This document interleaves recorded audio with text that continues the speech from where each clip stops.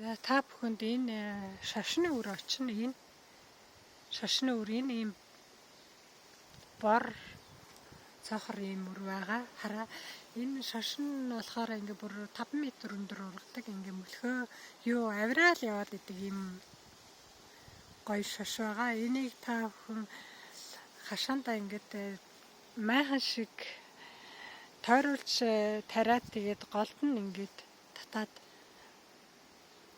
орой дээр нь боочхоо яг майхан шиг болгочих юм бол хөөхөн хүүхдүүд дотор нь ороод тоглоход гоё. Тийм гоё шаш байгаа шүү. Энэ гоё шаш. Энийг ийм ногоон багт нь одоо яг ийм багт нь аваад тэг гэрчээд хоол хийж идэж болно. Бүр боловсроод бүүцснийхэн дараагаар дотор талынх нь шашийг авч болно. Тэр нь дотор талынхын шаш нь болохоор улаан хүрэн тийм шаш гарна. За боловсроод гүйцэд ирэхээр хараа ийм дотор талд нь ийм шаш гарна. Энийг аваад энэ үрээ аваад энэ нөгөө био